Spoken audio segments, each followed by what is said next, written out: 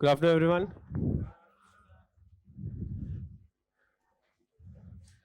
ठीक है, रुको अभी, रुको.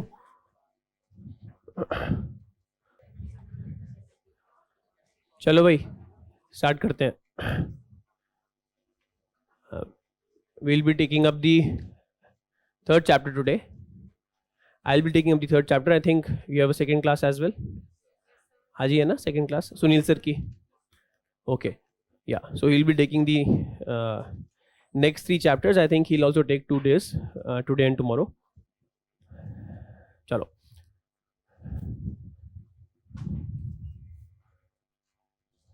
This third chapter is with respect to government's finances.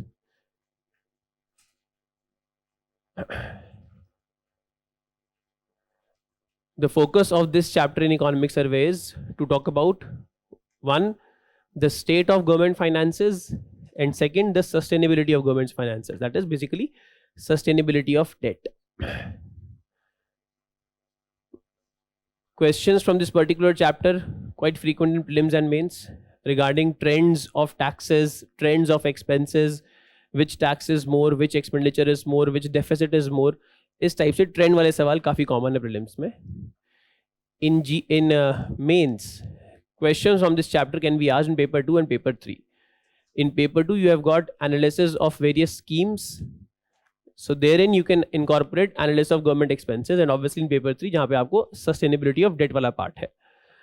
So this chapter, as in government finances, a little bit boring, as in there are many statistics here, many facts here, but we don't have to focus on those numbers. More than that, we have to focus on the trends of those numbers. वो important है, तो हम trends के ऊपर ज़्यादा focus करते हैं. All right. When we talk about government's finances, basically we talk about government's revenue account and capital account. Revenue account has revenue receipts, revenue expenses. Capital account, capital receipts, capital expenses. What goes in revenue, what goes in capital? Capital is anything that affects assets and liabilities. Whenever there is some effect on assets and liabilities of government, that will be included in capital account. Whenever it doesn't affect assets or liabilities, it goes into revenue account. So this is the logic that we are going to use. Effect on assets, liabilities, capital account, otherwise goes to revenue account. How do we define revenue? Revenue is the core functions of the government, the sovereign aspects of the government. That is what revenue is. Government collects money because it is government as a matter of right, where government की revenue receipts. Government spends money because it is government, as in it is supposed to incur some expenses because it is government. That is revenue expenses. So core aspects जो है वो revenue account के अंदर आते हैं. Assets liability वाले aspects वो capital account के अंदर आते हैं. Revenue receipts classified into 2 types. Tax revenue and non-tax revenue. Tax revenue के अंदर we have direct taxes, indirect taxes. Non-tax revenue के अंदर we have got interest received by the government, fines and fees collected by the government, dividend received from PSUs, any kind of grants that the government receives. ये सब क्या है? Government की revenue receipts है. Revenue expenses में क्या आता है सरकार की?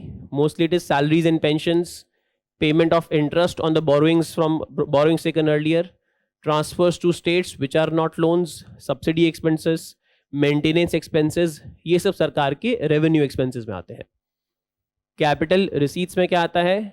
You have got 2 types of capital receipts. Receipts which create debt, that is government के loans, and non-debt capital receipts. Basically when government sells some PSU, disinvestment receipt, या फिर when the government had lent some money in past, government receives that money back.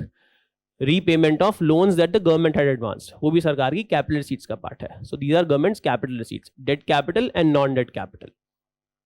Then what are capital expenses? Anything that leads to creation of assets or reduction of liabilities is capital expenses.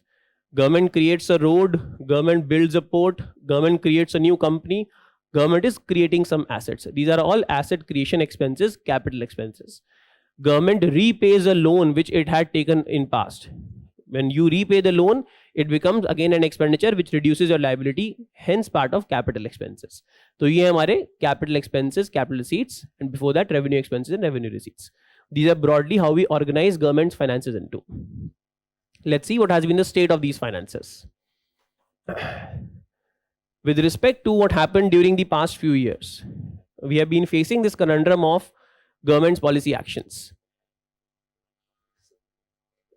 We discussed the shocks yesterday. Economy witnessed a lot of shocks, falling growth, as a result of that expansionary policies, as a result of that inflation. And now you have to curb inflation. The question that the governments across the world have been facing, and Indian government is no different from them, the question that they have been facing is how to withdraw this fiscal stimulus that we have given.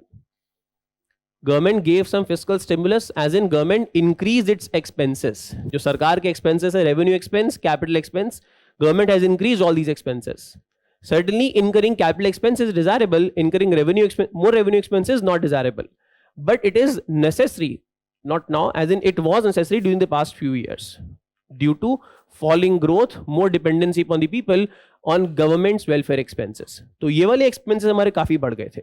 Because of these revenue expenses increasing, we witnessed high inflation along with expansionary monetary policy that was a cause of high inflation. Now we have to cut down on these expenses. If we cut down on these expenses, surely we are going to compromise upon growth.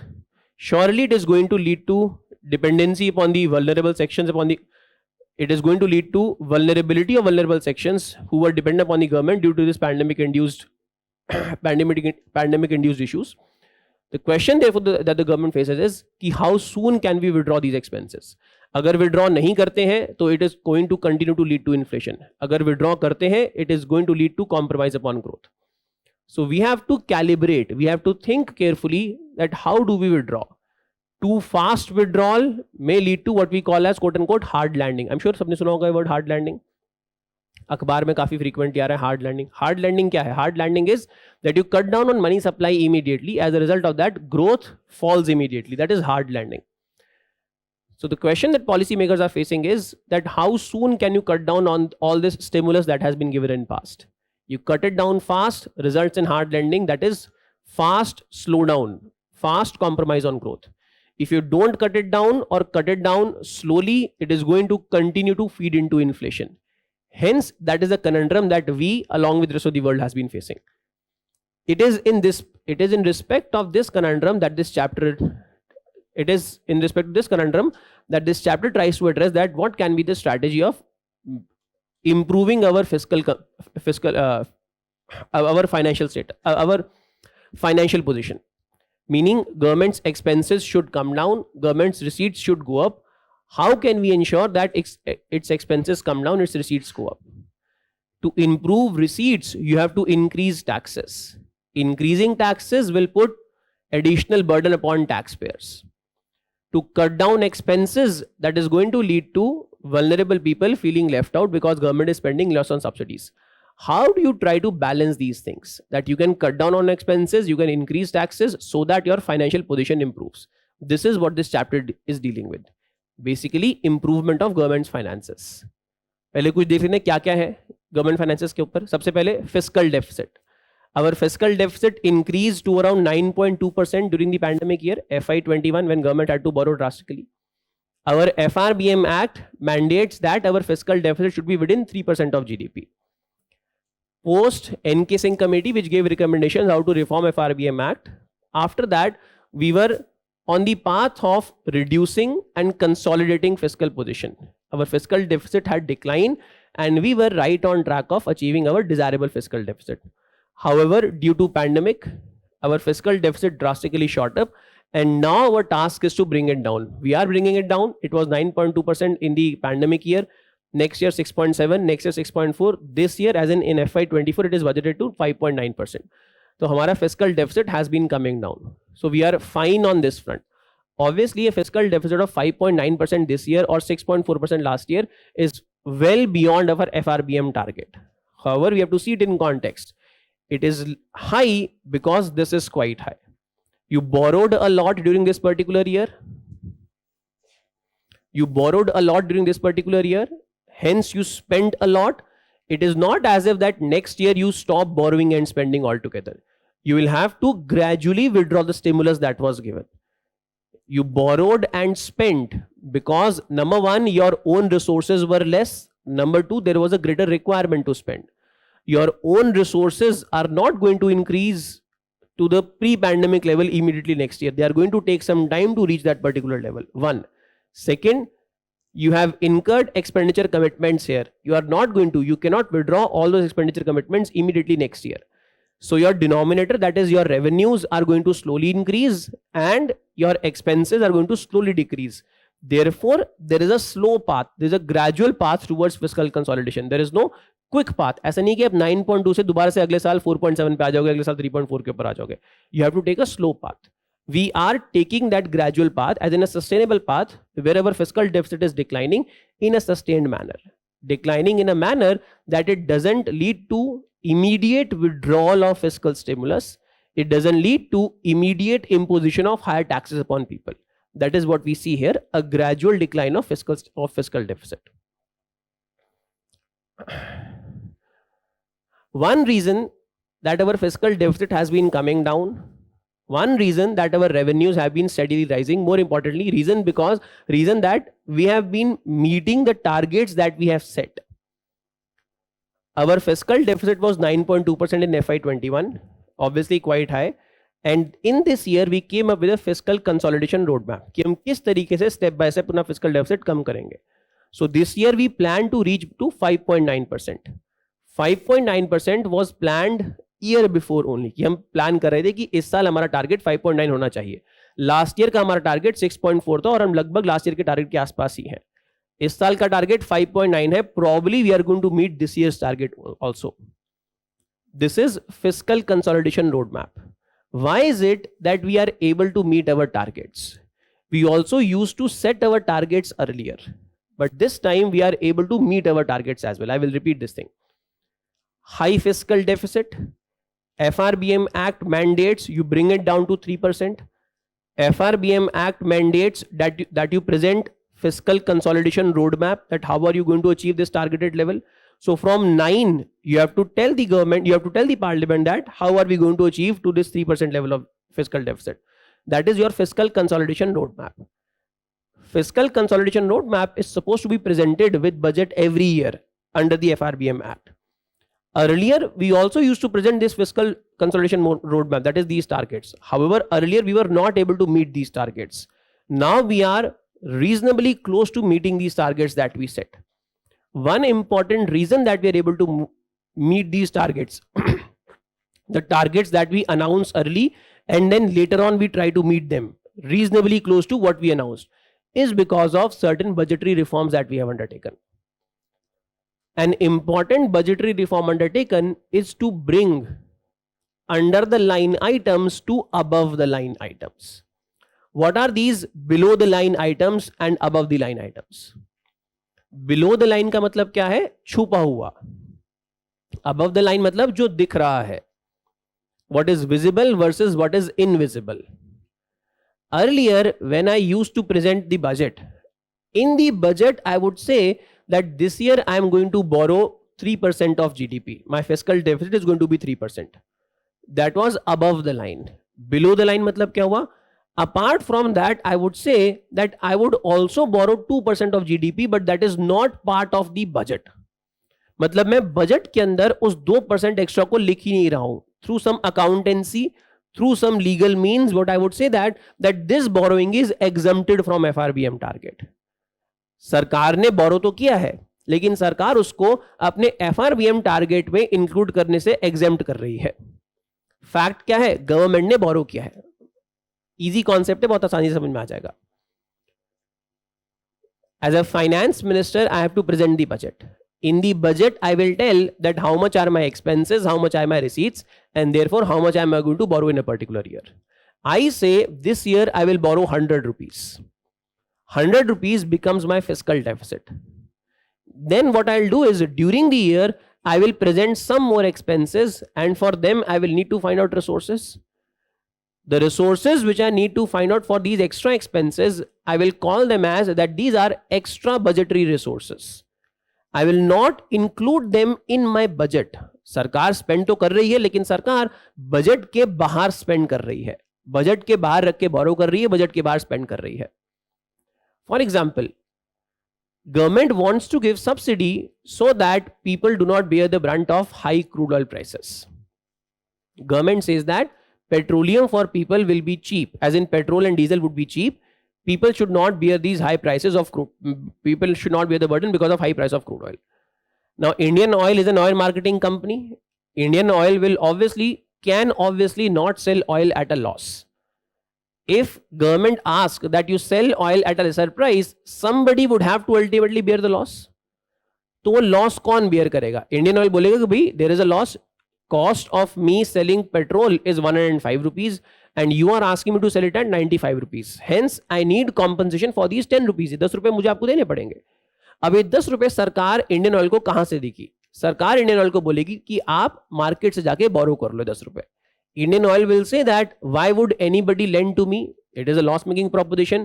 If you are the lender, I am the borrower. आप मेरे से पूछोगे ना क्यों पैसा ले रहे हो? Because you would want to secure that the money that you are lending to me comes back to you.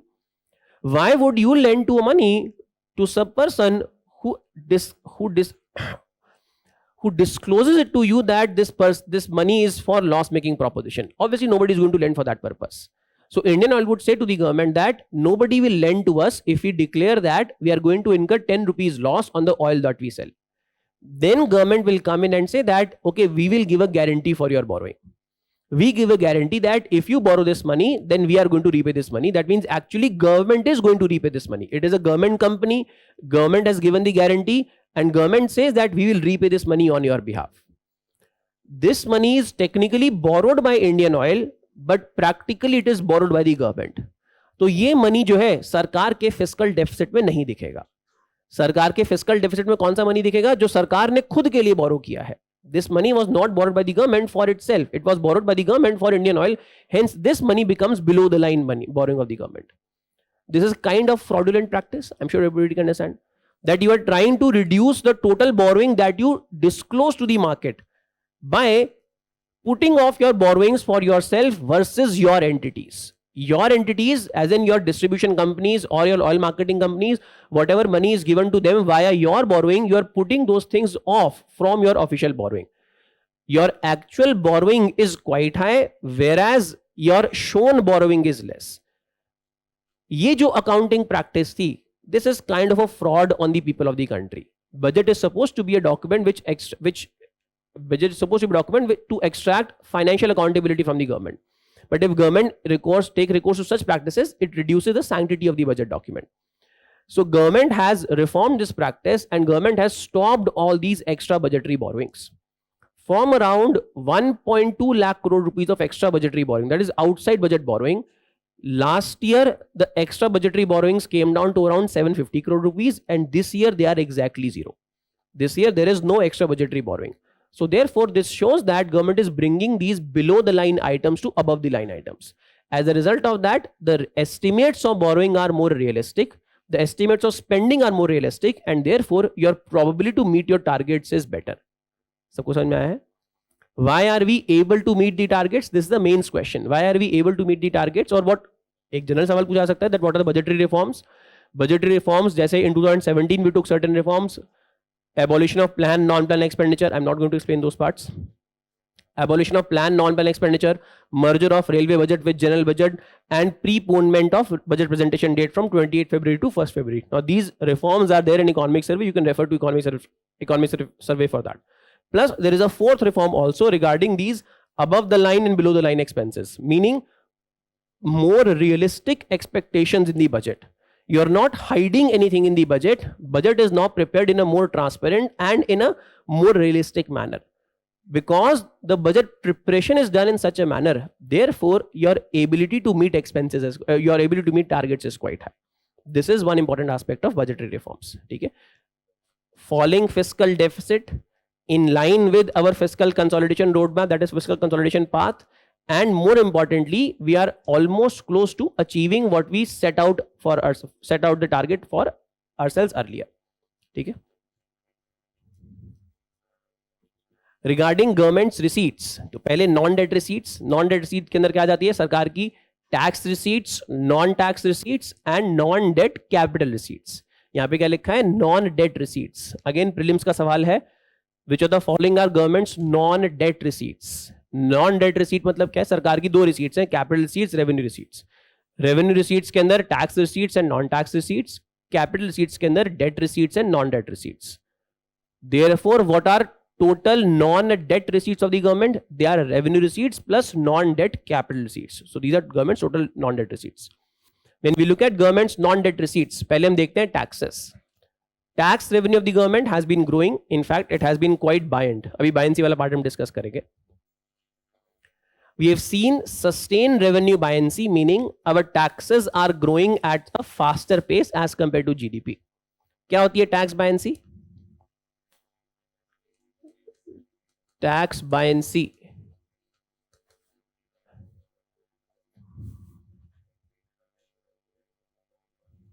Yes, percentage growth in taxes upon percentage growth in GDP. Your economy grows by 5%. Your taxes grow by 6%. Hence, you say that taxes are buoyant. Why? Because taxes are growing at a pace faster than growth in GDP. GDP is growing at a slower pace. Tax collection of the government grows at a faster pace. ये होती है tax buoyancy. We are observing high tax buoyancy. When we calculate tax buoyancy, तब हम GDP growth लेते हैं nominal GDP growth, क्योंकि taxes का growth भी nominal ही हम ले सकते हैं. Last year, government collected a particular amount of tax. Government collected a tax amount of 20 rupees. This year, it collects 22 rupees. तो tax amount collected.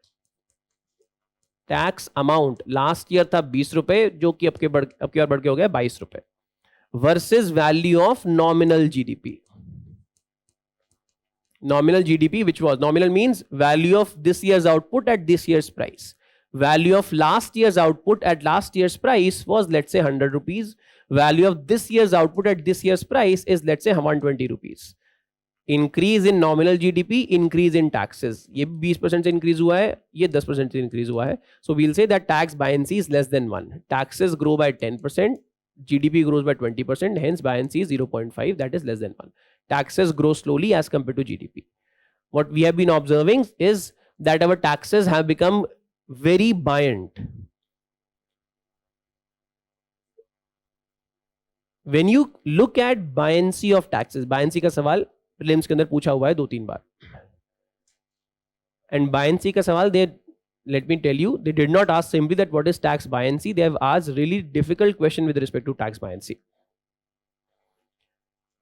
When you look at tax buoyancy, there are two ways to look at it. One, you can look at it for a particular year only, versus you can look at it over a long period.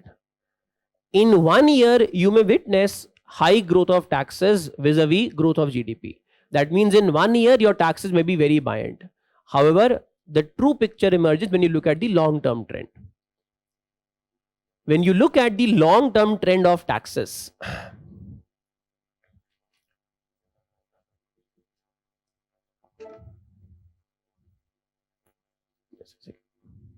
I'll come back to these things. When you look at the long-term trend of taxes versus GDP, our tax buoyancy of indirect taxes in the pre-GST era, listen carefully, indirect taxes in the pre-GST era was around 1. Meaning economy grew at an average of around 11.54% and taxes grew at an average of around 11.53%. तो लगभग 1 के आसपास हमारी tax buoyancy थी. This is pre-GST versus the nominal terms के अंदर economic growth versus post-GST. Our economy has grown by an average around 9.6%, whereas taxes have grown by around 10.9%, meaning our buoyancy is around 1.12, meaning more than 1. Our taxes have been more buoyant. अब देखो ये post GST में तुमको दिख रहा होगा कि economic growth 9.6 है, यहाँ पे 11.54 थी. टैक्स ग्रोथ 10.9 है, यहाँ पे 11.53 है. तो आपको दिख रहा होगा कि टैक्स ग्रोथ कम हो गई है, इकोनॉमिक ग्रोथ कम हो गई है पहले से. ये कम क्यों होती हुई दिख रही है हमको? Because this is average growth between FY 19, 20, 21, 22, 23. यहाँ पे बीच में एक जगह कॉन्ट्रैक्शन है. Between FY 20, FY 21, there is a contraction here. Our economy contracted by a certain amount. तो हम ये एवरेज कैलकुलेट कर रहे हैं 5 साल का, जिसके अंदर एक ईयर ऐसा भी है जहां पे हमारी ग्रोथ अराउंड -7% के आसपास थी. So therefore there is that shock year as well here. Even when you incorporate that shock year, even then we have around 10% economic growth, nominal terms, 9.6% economic growth nominal terms में, and around 10.9% tax growth in nominal terms. So our buoyancy has been quite high. Whenever buoyancy has been high, that means government's taxes will grow at a faster pace as compared to revenue of the as compared to GDP of the country. That is one reason that we have been able to collect more taxes and hence move down this fiscal consolidation path. हमारा fiscal deficit as a percentage of GDP क्यों कम हो रहा है? हमारा बहुत ज़्यादा था 9.2%, 9.1% in FY20 and after that it is reducing. It is supposed to reduce even faster than that. But अगर faster reduce होगा तो then there is going to be compromise upon growth, hard landing जिसको हमने बोला. As in government would spend less. So we would want fiscal deficit to come down. How is fiscal deficit coming down? It is coming down as a percentage of GDP because one, GDP is growing and second, government's taxes are growing at a faster pace than GDP. GDP grows plus taxes grow at a faster pace, meaning taxes are buoyant. If taxes are buoyant, therefore fiscal deficit will come down faster. Exam में जो सवाल पूछा था buoyancy के ऊपर, I'm not going to discuss that question, I'll just simply tell that question to you, was with respect to buoyancy and inequality in the society. अगर एक society के अंदर टैक्सेस बायंट है तो क्या वो इनइक्वालिटी दर्शाता है, नहीं दर्शाता है. डिस्ट्रीब्यूशन ऑफ इनकम के ऊपर पूछा गया था. So questions with respect to buoyancy are quite, the questions that have been asked range from easier to difficult questions. So you must know this concept very clearly. Buoyancy. This time around, you should be able to read between the lines here that how does buoyancy affects fiscal deficit. That's quite easy. कि buoyancy क्या है हमारा? Buoyancy is percentage growth of taxes upon percentage growth of GDP. If tax is buoyant, meaning taxes are growing faster, therefore need to borrow would be less. Hence, fiscal deficit will decline faster. This is how buoyancy affects fiscal deficit. Clear? चलो वापस से आते हैं उस पे. You'll come back to this thing. That why are taxes buoyant? We have been witnessing an increased tax collection because of various efforts taken up by the government. Again, these efforts are important. GST, digital economic transactions, greater formalization of the economy, all these things leading to more tax collection by the government. Simplification of tax administration, for example, faceless tax assessment. Because of this, the interface between the tax assessee and the assessor. Assessee मतलब क्या है? जो person जिसका tax assessment हो रहा है. There is no physical interface. अगर मेरे ऊपर कोई tax का notice आया है, so I don't know which income tax officer has sent that notice to me. It is the system that has sent the notice to me. As a result of that, there is no way that I can bribe anybody out. If I cannot bribe anybody out, that means I will have to pay my tax dues. If I pay my tax dues, obviously government's tax revenues will increase. Otherwise, I would have bribed my way out. As a result of that, government का tax revenue नहीं बढ़ता, भले ही मेरा खर्चा बढ़ जाता. So all these are measures because of which government's taxes have been increasing. Tax administration, simplification of return filing, e-way bills under GST, information sharing between government departments. What is tax elasticity?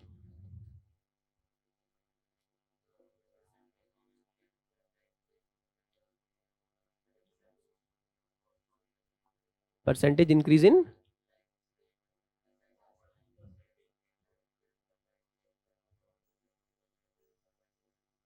tax rate. There are many other factors that affect tax collection. Tax revenue of the government will depend upon multiple factors. Tax rate is one factor, economic growth is another factor, tax administration is one factor, return filing process is another factor, nature of taxes is another factor, information sharing between government departments is another factor. So there are many factors which are going to influence government's tax revenues. Tax revenue केवल और केवल tax rate से determine नहीं हो रहे हैं, tax revenue केवल और केवल इकोनॉमिक ग्रोथ से डिटरमाइन नहीं हो रहे हैं. Tax elasticity is a general concept. Tax buoyancy is a particular case of tax elasticity. Tax elasticity is how elastic are taxes with respect to the factors which affect taxes. How much has been the growth in tax revenue? एक just example, percentage growth in tax revenue, percentage growth in taxes upon, for example, change in tax administration.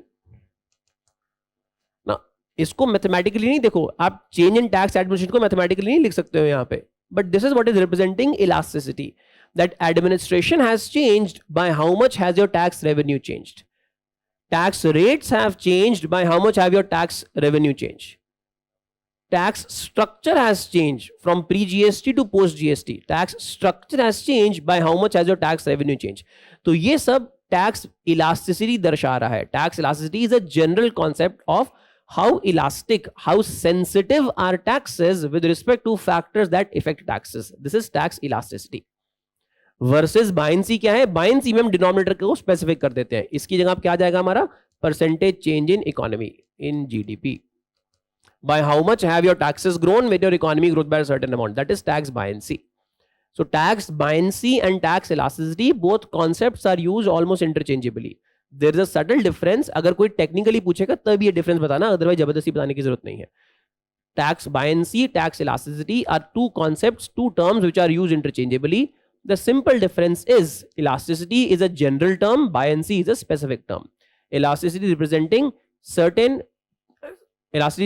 sensitivity of taxes with respect to factors that affect taxes. Buoyancy representing sensitivity of taxes to economic growth. एक specific case है, एक special case है tax buoyancy, tax elasticity का. So because of these factors, our taxes have been really buoyant or elastic, as in they have increased at a reasonably high pace as compared to increase in GDP. Government has been, क्या नाम है chapter का? Revenue relish. Government has been relishing in revenue because of these factors.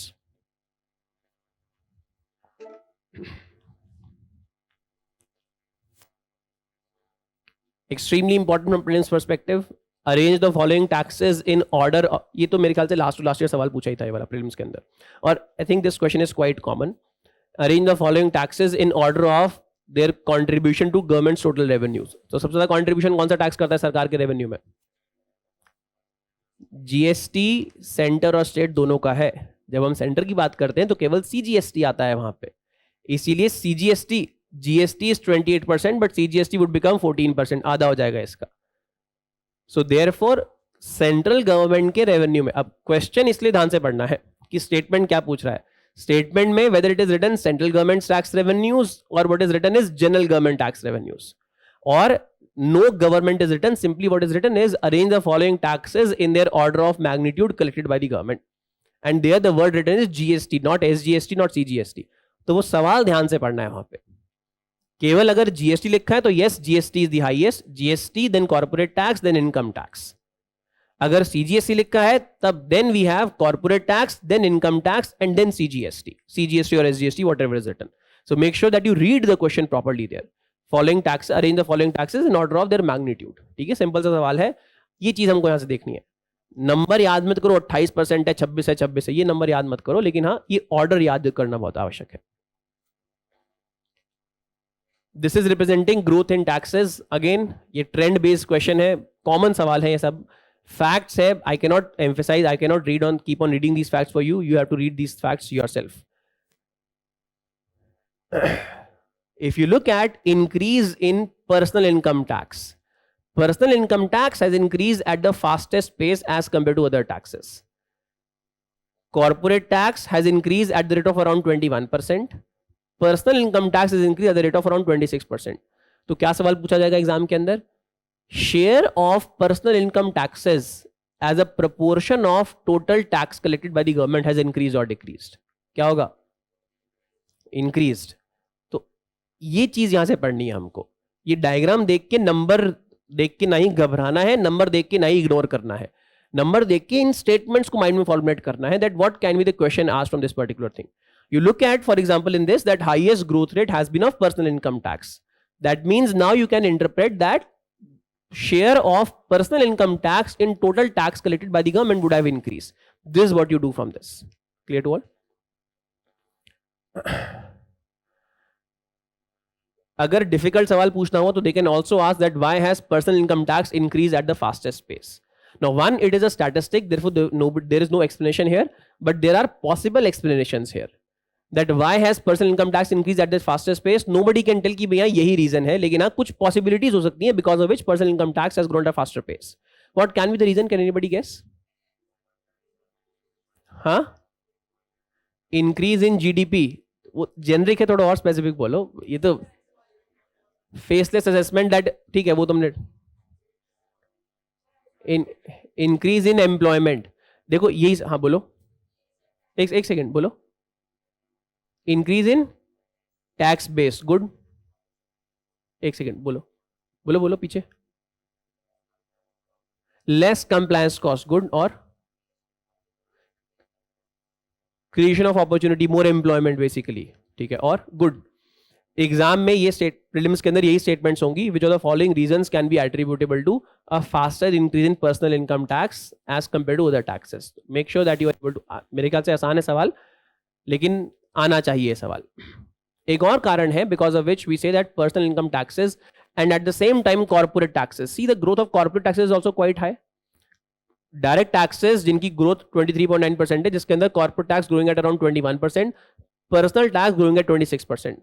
One more reason is information sharing between government departments. This is one more reason. I file GST. I am a professional and I charge fees from Vision IAS and I take GST from that. And therefore I deposit GST with the government. GST कौन सा tax है, direct या indirect? Indirect tax है. लेकिन सरकार को मालूम है कि मैंने कितना GST दिया है. इसके कारण सरकार को क्या मालूम है कि मेरा रेवेन्यू कितना हुआ है.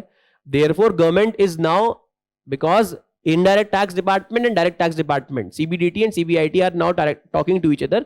They see my GST return and based on that, they know, they expect that how much amount of income tax should I deposit. Because of these revenue sharing, because of this information sharing, government departments are now able to analyze better about your taxes. I'll assume that none of you has paid taxes. I'll assume that none of you has looked at the income tax return platform. Today, when you look at the income tax return platform, you log into income tax department's website. Do you enter your PAN card? अगर tax देते हो तो फिर आप अपना user name create कर सकते हो या अपना पैन कार्ड डालो और वहां पे आपकी इनकम का लास्ट ईयर्स का ट्रेंड आ जाएगा.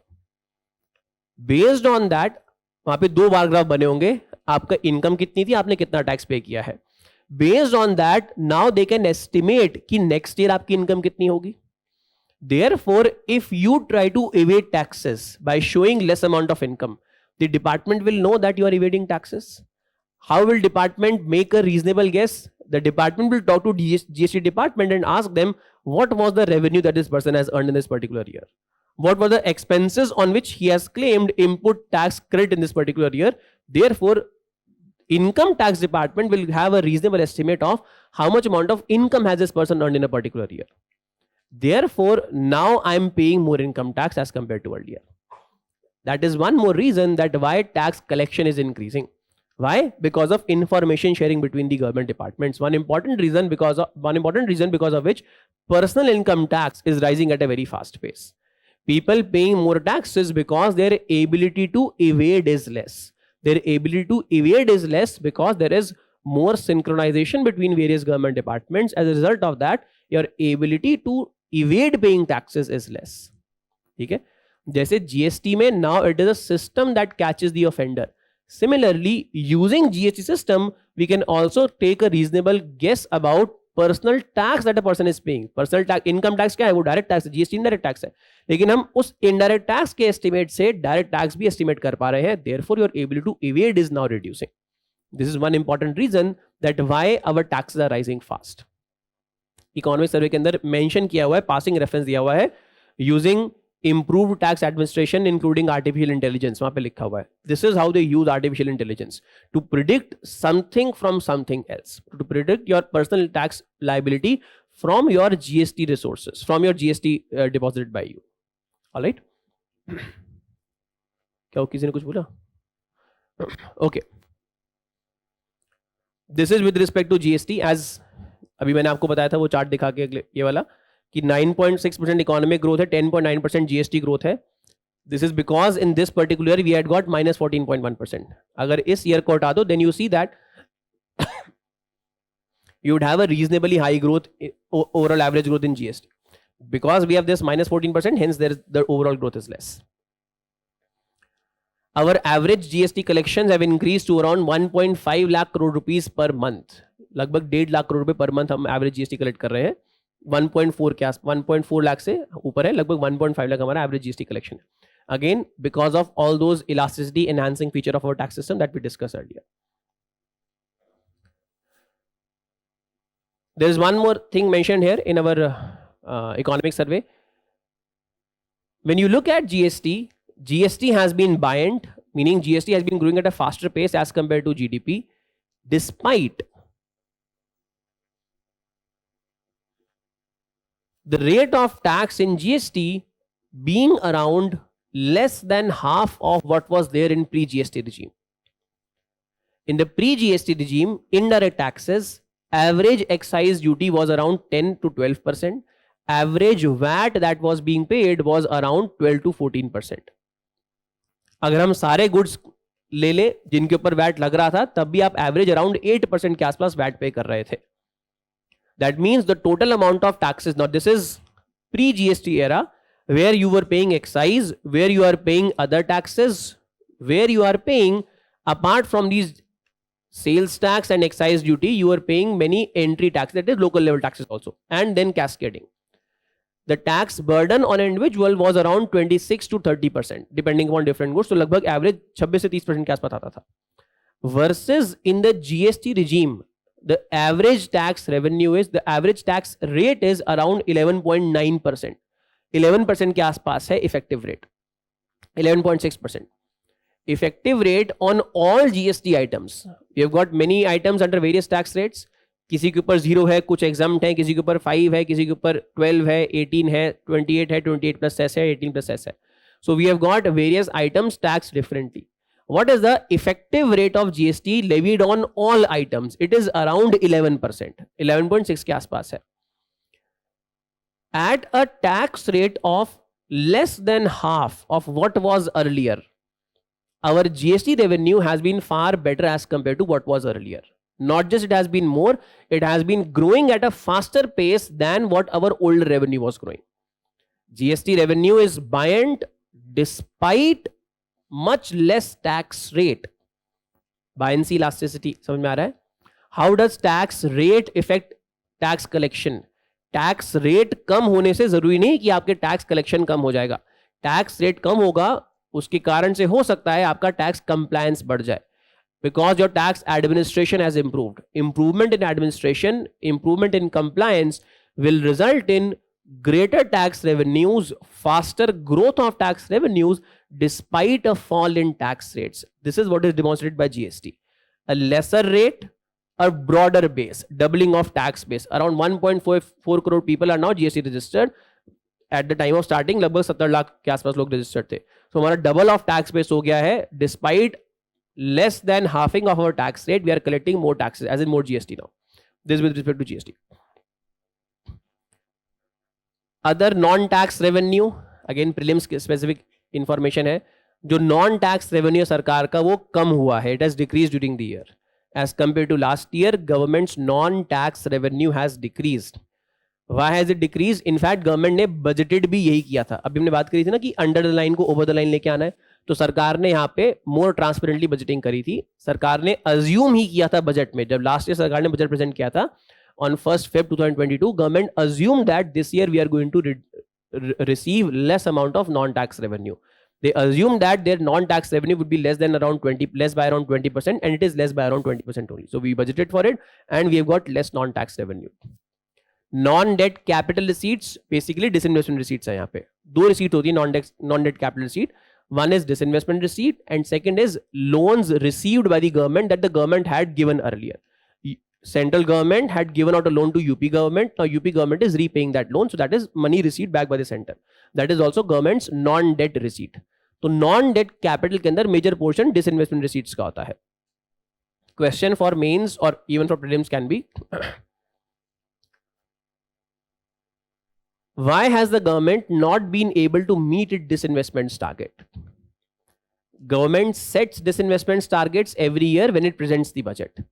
Budget में सरकार ये वाले targets बताएगी that how much amount of tax we are going to collect, how much non-tax we are going to collect, how much amount of money we are going to borrow, plus how much amount of disinvestments we are going to do, meaning how much amount of capital receipts we are going to incur in a particular year.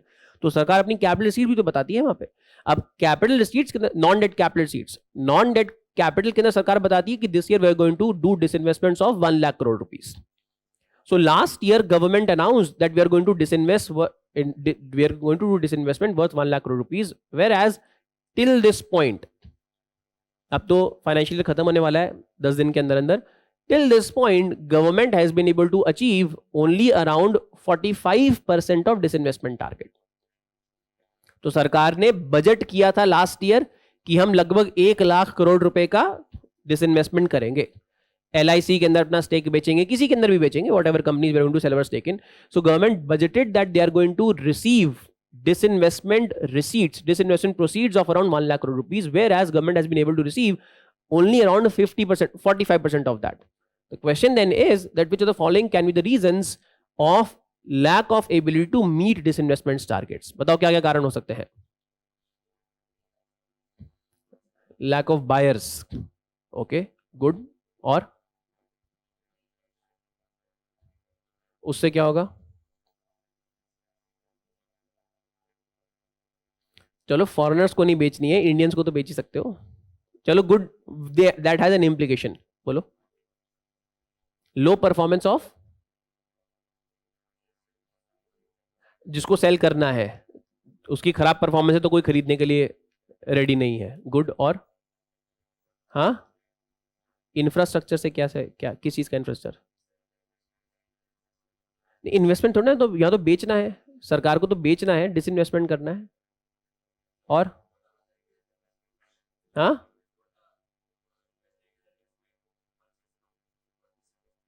For the investor it is investment, who is purchasing. हाँ, सो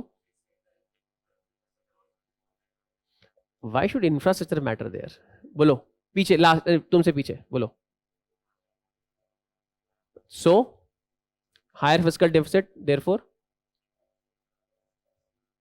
less trust, crowding out, inability to borrow because higher cost. Last बोलो. हाँ, पीछे blue t-shirt. Good. बोलो. More rules and regulations for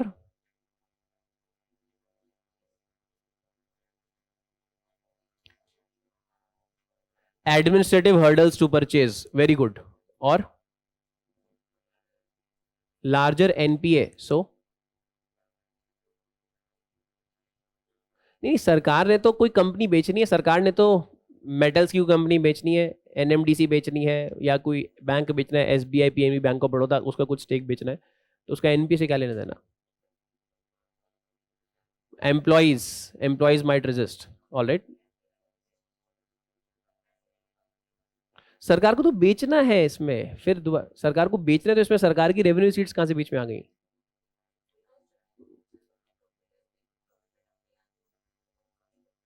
अपने आदमी को क्यों बिठाएगी सरकार भाई?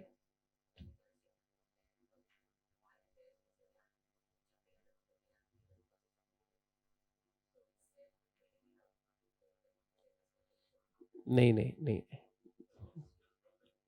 वो हो गया रेजिस्टेंस फ्रॉम द एम्प्लॉइज. बोलो last. Society's bias. Okay. Political pressure. Okay. The major reason that why disinvestment targets are not met, one definitely is pressure from employees and political pressure. That is one major reason.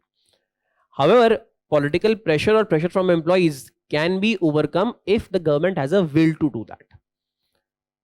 तो वो तो behavioural aspect है, उसके ऊपर हम चर्चा नहीं करेंगे कि भाई विल है तो आप कर सकते हो उस चीज को. एम्प्लॉय प्रेशर हो, चाहे पब्लिक प्रेशर हो, चाहे पॉलिटिकल प्रेशर हो, विल है तो आप उसको कर सकते हो. There is an economic reason here. Economic reason here is improper valuation. Market conditions will determine that what is the value of your asset that you're going to sell. Let's say government wants to sell SBI, not SBI fully, but let's say government has at this moment 80% ownership of SBI and government wants to reduce it to 70%. मतलब सरकार अपना 10% share बेचना चाहती है. The market conditions are not good, meaning because of rising interest rates by Federal Reserve, there is a lot of pulling out of money happening in the Indian economy. As a result of that, FIIs, they are selling their stakes in Indian assets. Therefore, when FIIs sell, supply increase होगी तो price क्या होगा? Supply increases, price comes down. FIIs are selling the, let's say some FII had purchased SBI.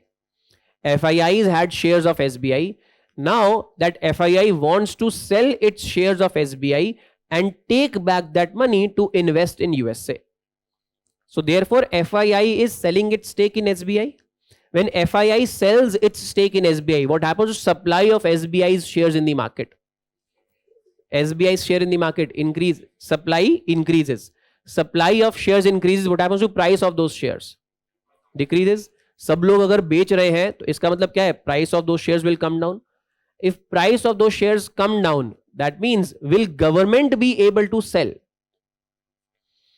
SBI का share सरकार ने जब बेचने का प्लान किया था तब SBI का शेयर 600 रुपए का था, लेकिन अब because of FIIs selling their shares in the market, SBI's share prices come down from 600 to 500 rupees. As a result of that, now can the government sell? It can't sell. Why? Because if government sells at 500 rupees, next day in media you will hear the news that सरकार ने SBI को आधे पौने दाम में बेच दिया है. So political pressure or public pressure can be taken out. However, economic pressure is a real pressure.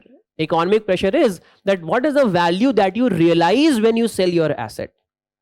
If in the economy there is, let's say, general recession, I have land, the value of my land earlier was 10 crore rupees, and now in the economy there is recession. As a result of that, there are no buyers for my land. If I want to sell my land now, I will be able to sell it for 5 crore rupees.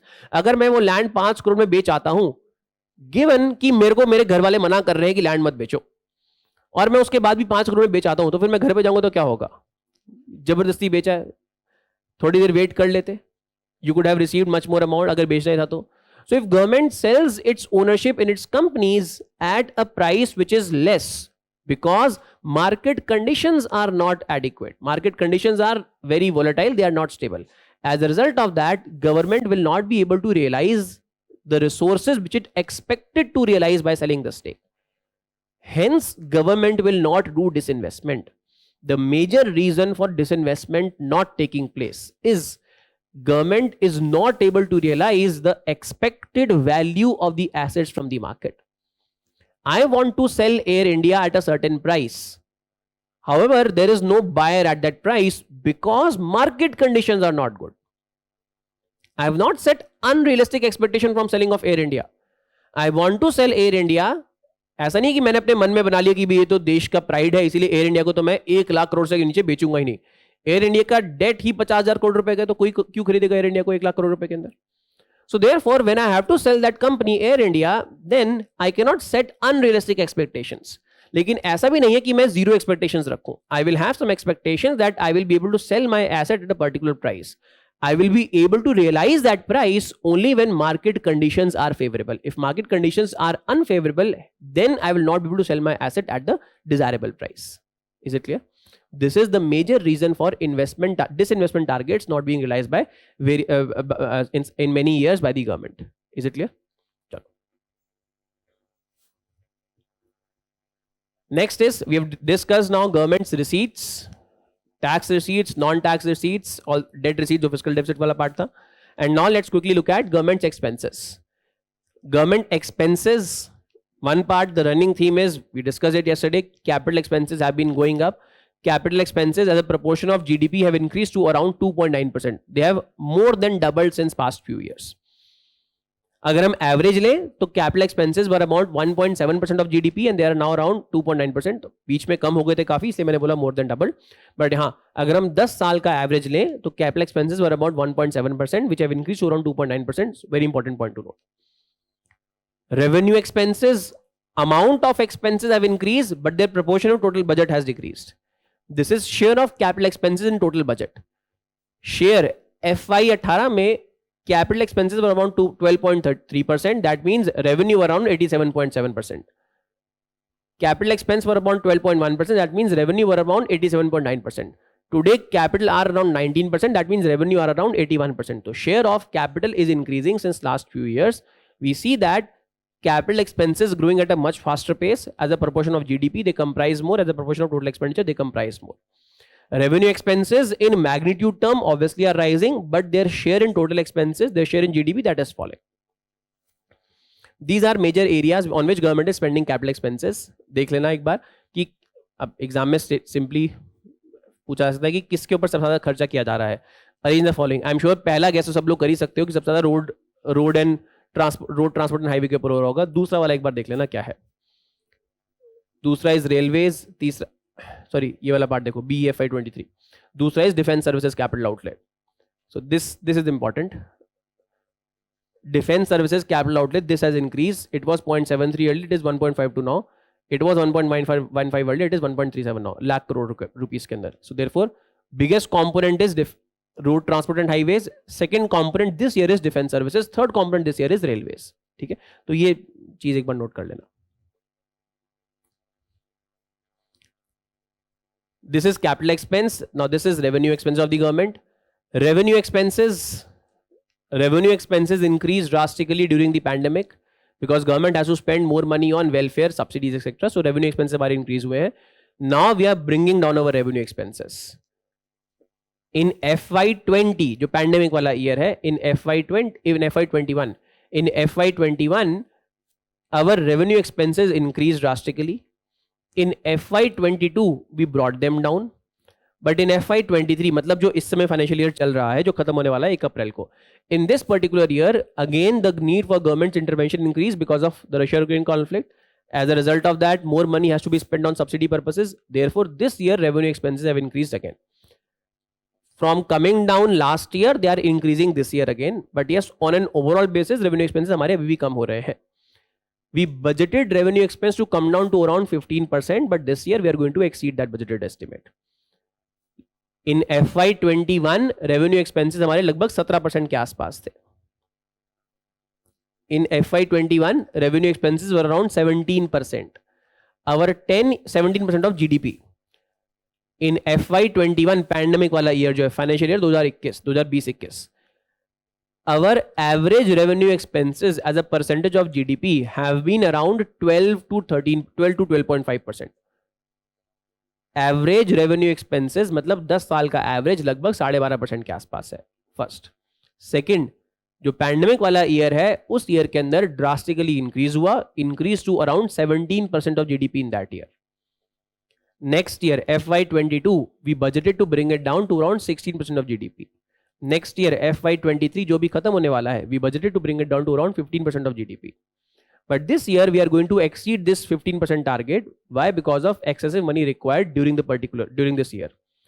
सरकार ने जब budget present किया था तब जो subsidy का expenditure था around 2 lakh crore के आसपास था. During the year, the government asked for supplementary grants from parliament on account of these subsidies, food subsidy, fertilizer subsidy, because of increased cost of natural gas. Therefore, fertilizers, natural gas, etc. Therefore, our subsidy expenditure this year is again going to be high. As a result of that, our revenue expenditure this year is again going to be high. I'm repeating these things. I don't think so कि आपसे पूछा जाएगा कि revenue expense ज़्यादा है कम है, but हाँ component जरूर पूछा जा सकते हैं, ट्रेंड के बारे में जरूर पूछा जा सकता है एग्जाम के अंदर, तो ध्यान रखना इन चीज़ों का. Subsidy expenditure is being rationalized back to pre-pandemic level. It was around 3.6% in FY21. To around 1.9% in FY22. It was budgeted to reduce to 1.2% in FY23 subsidy expenditure, but will be more due to high burden because of higher commodity prices. ठीक है. Next component of our revenue expenditure is interest payment. If you look at components of revenue expense, the major components are interest payments, salaries and subsidies. ये 3 major component and defense expenditure obviously. Interest payment is the biggest component of our total revenue expenses. Interest payment as a component of our revenue expenses was down, but because of more borrowing during past few years, obviously it is going to go up.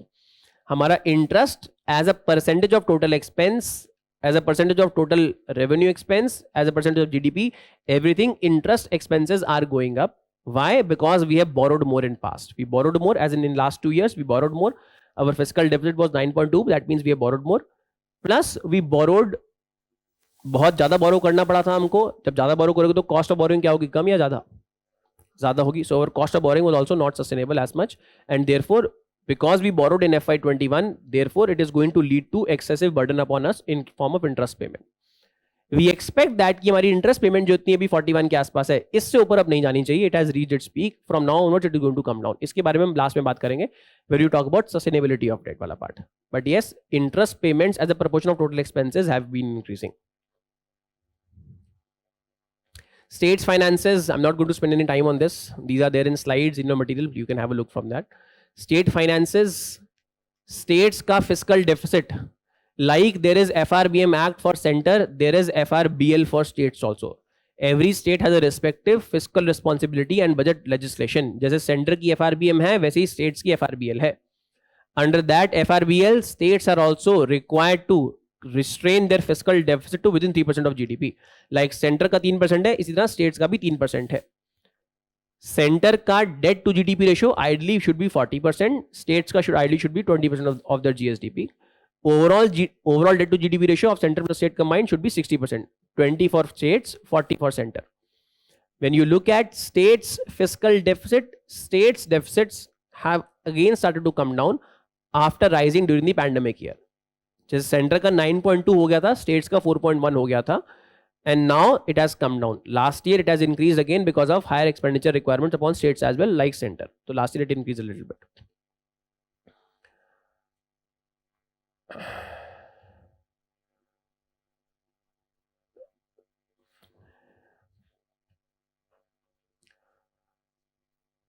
When you look at states fiscal deficit, states fiscal deficit are supposed to be within 3% of GDP as part of their FRBLs. Apart from this, states have been given some additional borrowing capability if they pursue certain reforms. This was part of Atmanirbhar Bharat package plus also part of Finance Commission recommendations. Under Atmanirbhar Bharat package, central government said that states have a limit of 3%. Under FRBL, states have a limit of 3%. Plus, apart from that, states were given additional 0.5%, then 0.5, then 0.5, then 0.5. States were given additional borrowing limits in case they pursue certain reforms. Plus, apart from that, additional limits were granted to them by Finance Commission also, again because of certain good expenses if they incur. तो states को सरकार ने allow किया कि आप ज़्यादा borrow कर सकते हो, provided आप ये कुछ reforms करो. आप borrow करके अपने staff को salary नहीं दो, आप borrow करके कुछ अच्छी जगह expenditure करो, you incur some reforms. Therefore, we are going to revise your borrowing limits upwards as well. Many states have been able to utilize this excessive limit given to them under this Atmanirbhar Bharat package. Many states have been able to borrow more than 3%. That is what their deficit target was. Why? Because they have been able to pursue those reforms. They can ask a question in mains regarding this, that discuss the ability of states to improve their finances vis-a-vis center's ability.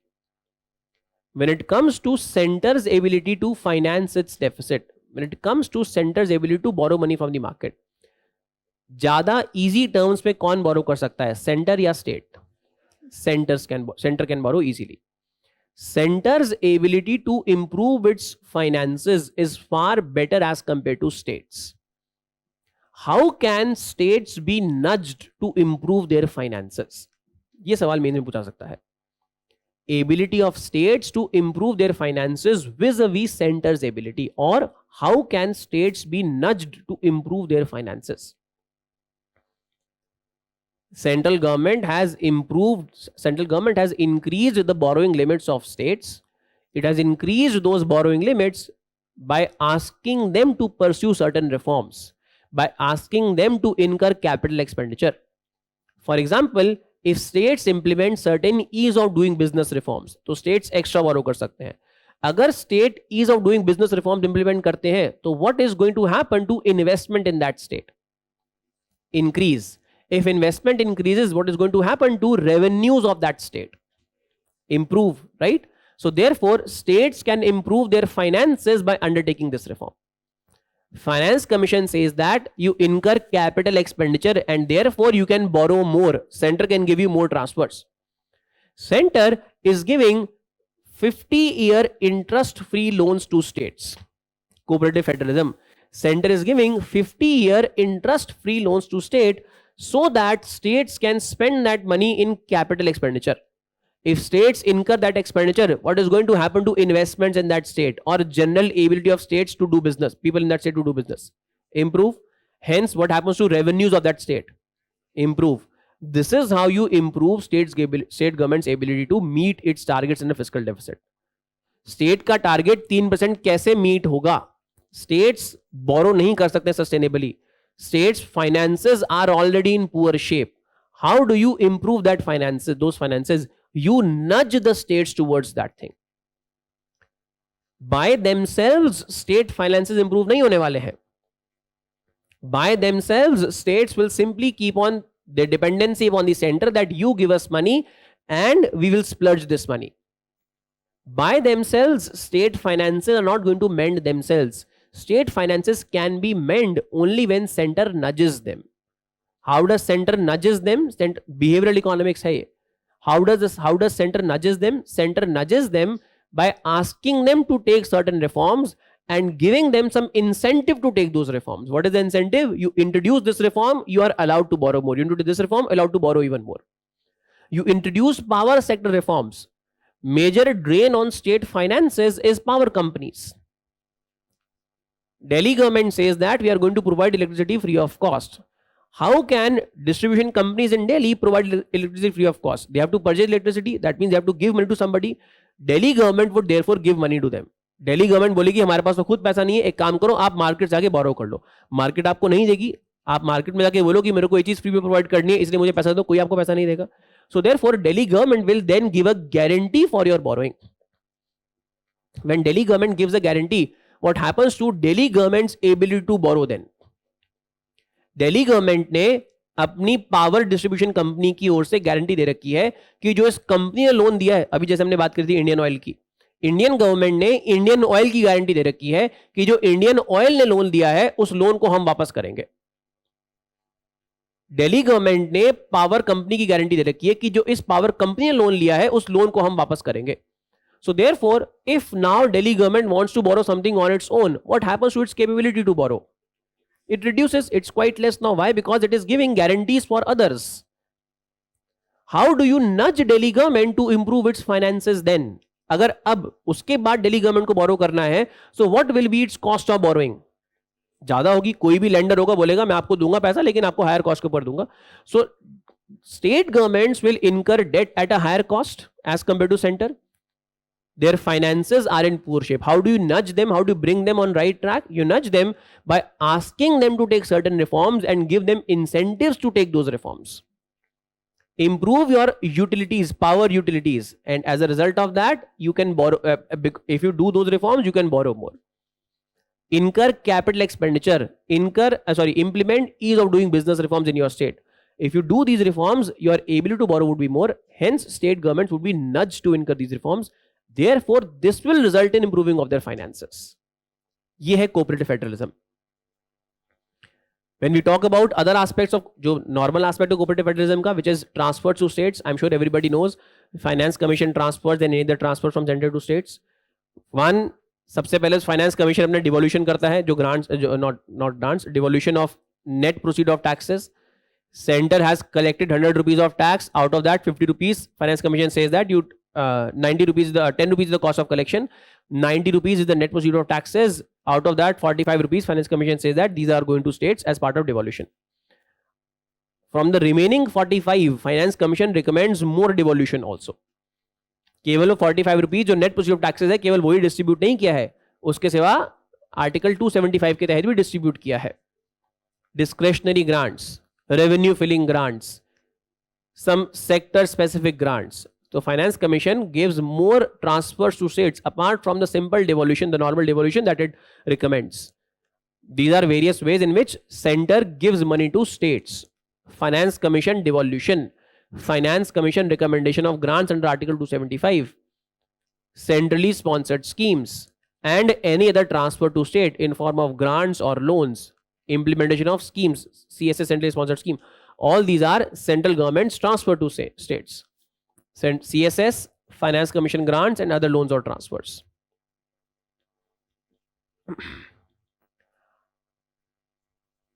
This is a mains question that has been asked earlier. I think it was asked in 2018, 2019. I think 2019 में पूछा गया था. In paper 2, not in paper 3.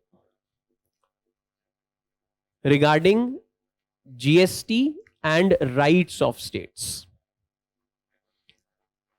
Does GST result in greater revenue for the states? Does GST, no क्यों बोल रहे हो यार, सही में ज्यादा है भाई, अभी तो बताया भी तो है बैन से. हाँ, तुम्हारे दिमाग में क्या चल रहा था? बियॉन्ड से.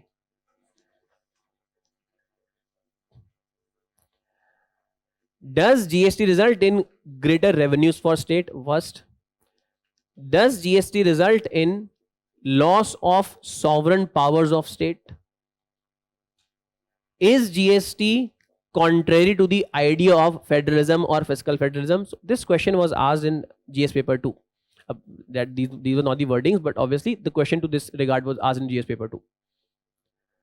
They asked the paper in GS paper 3 as well regarding revenue implications of GST. Paper 3 में पूछा था regarding revenue implication of GST, paper 2 में पूछा था regarding the states rights and state finances with respect to GST. तो ये सवाल 2 बार पूछा गया है जीएसटी के ऊपर. This particular thing helps us to answer this question. What has happened to, अब हमारे पास डेटा है पिछले 5 सालों का, जब से जीएसटी इंप्लीमेंट हुआ है. What has happened to devolution to states when it comes to pre GST regime and post GST regime. अभी जो पहला चार्ट बताया था जहां पे टैक्स बायनेंसी दिखाई थी, वहां पे बताया था कि ओवरऑल इनडायरेक्ट टैक्स रेवेन्यू कैसे चेंज हुआ है. प्री जीएसटी कितना इनडायरेक्ट टैक्सेस था और पोस्ट जीएसटी कितना इनडायरेक्ट टैक्सेस है. So we see that post GST indirect taxes are growing at a faster pace as compared to growth in GDP, that is there is buoyancy. यहां पे हम क्या बात कर रहे हैं? हम बात करें यहां पे स्टेट को डिवोल्यूशन की, that whether devolution to states has increased और not. Pre GST, post GST, we see that growth of states receipts from center plus states own funds. State पहले वैट कलेक्ट कर रहा था, वो स्टेट का अपना पैसा था, plus central government was transferring its share of taxes to states, वो भी स्टेट के पास जा रहा था. तो स्टेट के पास मेजर 2 सोर्स ऑफ रेवेन्यू था. One, state governments own taxes which was sales tax basically, and second its devolution courtesy the finance commission. These were the tax receipts of states. Versus post GST, now we have got just SGST plus IGST का component जो state को जाता है. We have these things that go to the state. SGST plus IGST के अंदर state का component है, तो ये चीज अब state के पास जा रही है. When you compare the money received by states, pre GST and post GST, money received by state, receipt का मतलब क्या है? पहले state का VAT plus center के द्वारा devolution, अब state का SGST plus IGST में center के द्वारा devolution. When you look at the money received by state, here also we see that there is greater buoyancy as compared to earlier.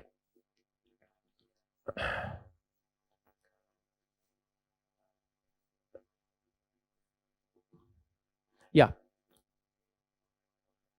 The total amount, the growth in nominal GDP is 9.6% versus the transfers to states, SGST plus IGST for state plus devolution from central GST.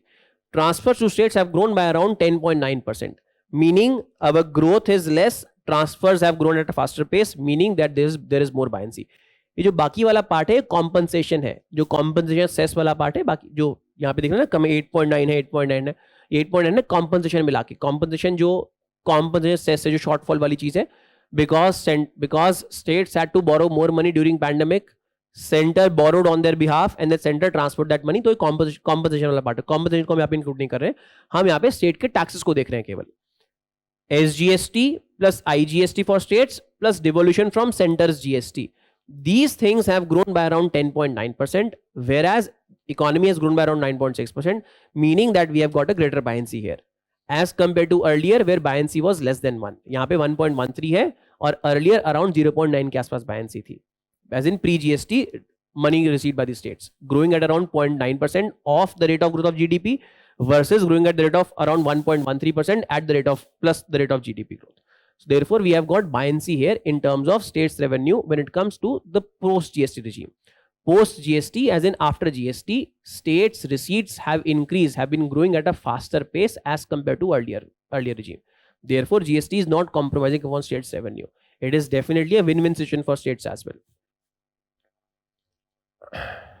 This we have discussed, enhanced limits for states to borrow. These are various allocations under these enhanced limits. Last part of this chapter, government की debt का sustainability analysis. This is the important part. This is, I think, the most important part of this chapter. पहले वाला part जो है वो prelims point of view से important है, ये वाला part main से important point of view है. Last part, sustainability analysis of government's debt. Government incurs debt, कल हमने बात करी थोड़ी सी इस बारे में. When government incurs debt, when anybody incurs debt, that leads to crowding out.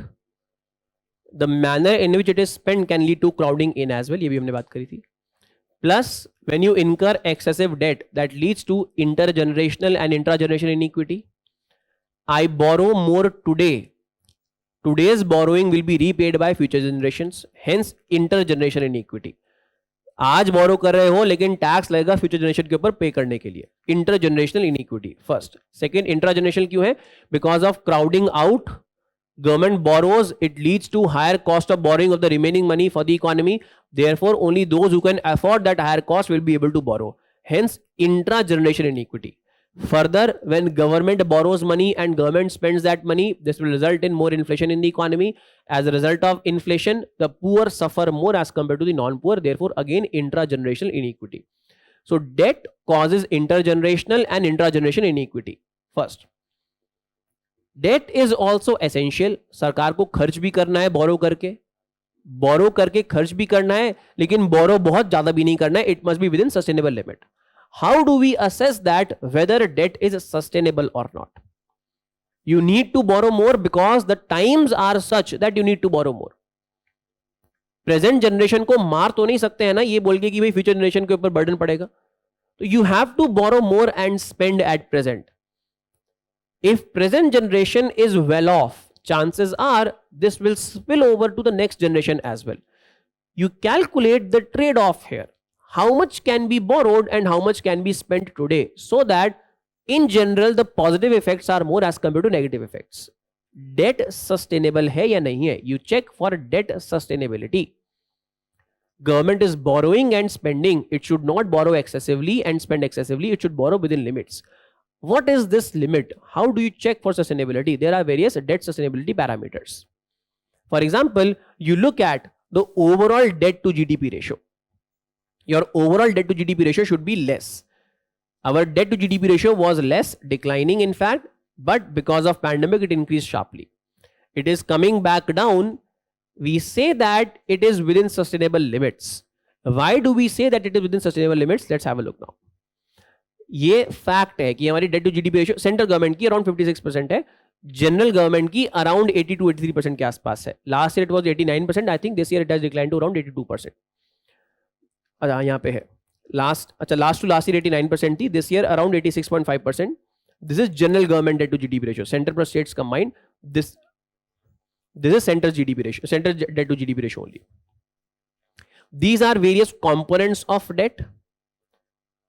Government debt is called as public debt. Public debt has two components, internal debt and external public debt. Internal means debt sourced from internal sources, what residents owe to the government, what government owes to the resident, that is internal debt. External is what government has borrowed from external sources, that is external debt.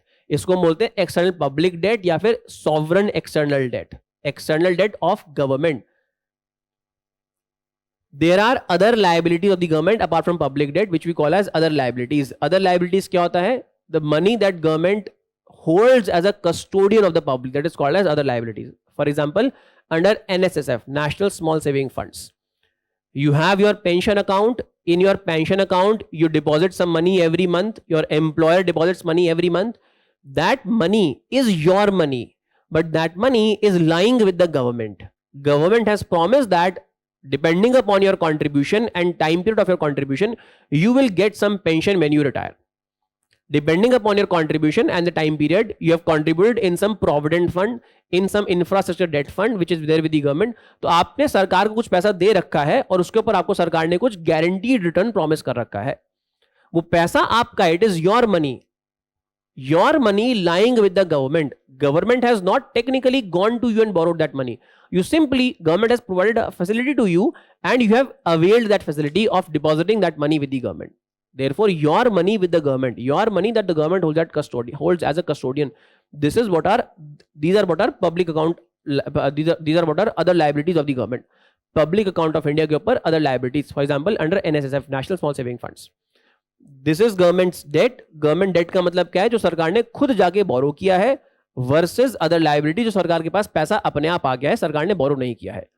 When we talk about government's debt, we look at total debt, public debt plus other liabilities. These are total liabilities of the government. सरकार की total liabilities लगभग इतनी है 134 lakh crore rupees, which is around 50, this is, FY22 provisional estimate, which is around 56% debt to GDP ratio of the government of India. Okay? These are numbers. Whether these numbers are sustainable or not, how do we assess this sustainability? There are multiple parameters that we look at. Debt sustainability, principles of debt management. बताओ.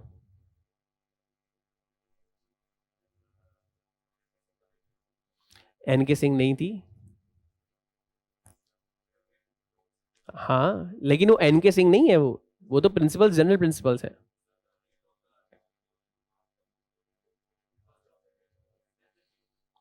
वो तो last principal था, उससे पहले भी कई सारे principles थे. चलो कोई बात नहीं, कोई बात नहीं. There are students whom I have not taught, plus this lecture is going to go on YouTube, so there are other students also. I'll have to repeat all those principles. When you talk about debt sustainability, how do we assess that whether debt level is sustainable or not? We look at certain principles. First is least cost, obviously, कि debt सबसे कम cost का होना चाहिए.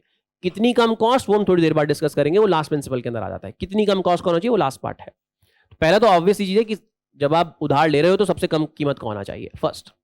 Second is when you take loan, you prefer that loan should be taken from domestic sources. As far as possible your internal debt should be more as compare to your external debt. This is your internal debt, this is your external debt. Internal component ज्यादा होना चाहिए, external component कम होना चाहिए, as far as possible. Within your external component, further third principle, आपने borrowing करी है बाहर से, एज इन फॉरेनर से. Within your external component as much as possible it should be sourced from, it should be sourced in domestic currency. First principle, debt should be incurred at least cost. Second, as far as possible incurred from domestic source, that is internal debt. Third, as far as possible your external debt should be sourced in domestic currency. अगर foreigner से भी पैसा ले रहे हो उधार, तो कोशिश करो कि फॉरेनर आपको रुपए में पैसा दे, ना कि डॉलर में पैसा दे. कोशिश करो. फॉरेनर के पास जो भी करेंसी है फॉरेनर वही देगा, बट हाँ, you should at least try that the when foreigner lends money to you, foreigner should be lending in rupees, debt denominated in rupees. Fourth, you look at the maturity profile of debt. Your debt should be preferably maturing in a long duration, not in a short duration. Debt की maturity profile long होनी चाहिए. Long का मतलब क्या है? Most of your debt should have to be repaid in long term, not in short term. If I had borrowed 100 rupees and I'm supposed to repay these 100 rupees in next 2 years, that means अगले 2 साल में मेरे ऊपर काफी ज्यादा burden आने वाला है repayment का. Why? Because I have to pay not just interest plus principal as well. Versus if I have to pay this 100 rupees in next 20 years, तो मैं 20 साल तक interest पे करूंगा और उसके बाद मेरे ऊपर principal का burden आएगा. Obviously, I will end up paying more interest, but at least I would not be burdened to pay large amount of principal in the immediate term. So preferably speaking, when we look at debt's maturity profile, we want it that it should be as long as possible. Long profile का मतलब क्या है? That your debt should be maturing in long term. It should not be maturing in short term. Maturing का मतलब क्या हुआ? It should have to be repaid. You have incurred some debt. You incurred some debt this year, last to last year, year before that, 20 years before today, 30 years before today. Indira Gandhi ji ने loan लिया था, मान लेते हैं 1 लाख रुपए का, उसमें से अभी तक केवल 50,000 का पे हुआ है. तो प्रेजेंट गवर्नमेंट और फ्यूचर गवर्नमेंट उसका बचा हुआ 50,000 पे करती रहेगी. So therefore, when we talk about debt profile, maturity profile, we say that preferably it should be long term in nature, meaning the principal amount has to be paid in long term, preferably as compared to short term. Why? Because if it has to be paid in short term, it is going to put pressure upon government expenses. अगर आपको interest के साथ साथ principal भी पे करना पड़ गया तो आप फिर बाकी एक्सपेंस कहां से इनकर कर पाओगे? आपके बाकी एक्सपेंस नॉन डिस्क्रिशनरी है, सैलरी आपको देनी है, इंटरेस्ट पेमेंट करना है, डिफेंस एक्सपेंडिचर करना है, पेंशन देनी है. How would you be able to incur other expenses if your debt profile is short? So therefore, preferably it should be long debt profile. This is how we assess sustainability of debt. Let's see how does India's debt fare on this. First is component of domestic sources. We see that around 95% debt is from internal and 4% is from external source. 4.9 is internal source, external sources. Therefore, as far as external debt is concerned, that is very, very less as compared to the total debt. Therefore, completely sustainable on this particular regard. Within this external debt, ये हमारा जो भी external debt और plus internal debt also. When we look at external debt, almost all of the external debt is from institutional sources. That means entities like World Bank, IMF से हमारा कोई loan नहीं है, और Asian Development Bank और Asian Infrastructure Development Bank. Most of the external debt of the government, देश की बात नहीं कर रहा हूं, सरकार की बात कर रहा हूं, सरकार का external debt जो है, जो सरकार का external debt है, this is mostly from institutional source, mostly क्या, entirely from institutional sources. World Bank or ADB or BRICS Bank, that is AIIB, etc. Since it is from institutional sources, that means it has been incurred at a low cost, plus it has been incurred at a fixed cost. When World Bank has lent money to us, World Bank is not charging a market linked interest. Market cost of borrowing बढ़ रही है, कम हो रही है. कल बात करी थी हमने, RBI raising interest rates, Federal Reserve raising interest rates. As a result of that, cost of borrowing for everybody is rising, including the government. But government's external debt is sourced from institutions which charge a fixed rate of interest. Therefore, our external debt is not prone to all these vulnerabilities because of market interest rate. Market interest rate बढ़ रहा है, उससे हमको कोई फर्क नहीं पड़ेगा. Why? Because it is at fixed interest rate. In fact, this goes for our domestic debt also. Most domestic debt, not all external debt, but most domestic debt. Most domestic debt is also at fixed interest cost and not at floating interest rate. If I want to purchase a car today, I go to a bank. Bank will probably offer me a floating rate of interest. मेरे ऊपर है, मैं bank के साथ negotiate कर सकता हूं कि मैं बैंक से फ्लोटिंग इंटरेस्ट चाहता हूं या फिर फिक्स इंटरेस्ट रेट चाहता हूं. I will go to the bank and bank will say कि for first 2 years your interest rate is fixed at 8.5% and after 2 years we will revise according to the then prevailing interest rate. ये क्या हो गया? Floating interest rate हो गया है. My interest rate will change according to market conditions. Is it clear? When government has borrowed, when government has undertaken this debt, most of this debt has been taken at a fixed interest rate. As a result of that, most of this debt will be repaid on fixed interest. Therefore, it is shielded from market interest rates. If market interest rates rise, it is not going to put any additional burden upon the government. Hence, sustainable on that regard as well. So, one, most from internal sources, very small from external. Most debt from external is from institutions, वो dollar denominated होता है. अगर हम India का total external debt देखें, ये सवाल 2 बार लगातार पूछा गया इस चीज के ऊपर प्रीलिम्स में, 2020 में और 2021 में लगातार 2 साल सवाल पूछा गया है. India's external debt is denominated in which currency? Most of it, around 51% of India's external debt is in dollars, around 29% is in rupees. ये चीज ध्यान रखना, रुपीज में भी हमारा substantial portion of external debt है. सवाल क्या पूछा गया था कि all of India's external debt is in dollars? No, most of it is in dollars, but yes, some of it is in rupees as well and in other currencies also. So our external debt sustainable, our internal debt sustainable because it is incurred at a fixed cost, not at a floating cost. If you look at maturity profile, when you look at short term maturity 0 to 5 years, 2012 में around 30% of our debt was maturing in next 5 years. Today around 29% maturing in next 5 years. So maturity profile हमारी improve हो रही है, मतलब 5 साल में mature होने वाला debt कम हुआ है. 10 साल के अंदर mature होने वाला debt वो और भी कम हुआ है. 35% इतना था, अब 28% है. 10 से 20 साल में mature होने वाला debt ये बड़ा है, और 20 साल से ऊपर mature होने वाला debt ये बड़ा है. That means our maturity profile is shifting towards being long. More debt is now maturing in long term as compared to debt maturing in short term. On an average, our maturity profile is around 11.7 years today. Weighted maturity profile लगभग 11.7 साल की है. Therefore, we are comfortable as far as maturity profile is concerned. When we look at maturity profile, we try to make sure that this 0 to 5 year component is less than 75, is less than 25%. यहाँ पे कितना है? Around 29% के आसपास है. हम बोलते हैं कि जो हमारा शॉर्ट टर्म डेट है वर्सेस लॉन्ग टर्म डेट है, शॉर्ट टर्म डेट 25 से 30% ज्यादा नहीं होना चाहिए. आइडियली कम होना चाहिए, 25 से भी कम हो, लेकिन हाँ उससे ज्यादा नहीं होना चाहिए, एज इन 30 से ज्यादा नहीं होना चाहिए. It is more than 25 but less than 30, 29.3. Our short term debt is around 30% of our total debt, which is fine. We would like to bring it down further to around 25%, but yes, even 29.3% is fine. Point is, we are bringing it down from 30% earlier to 29.3% now. Question in prelims: our debt maturity profile is elongating. True or false? True. बढ़ रही है ना debt maturity profile.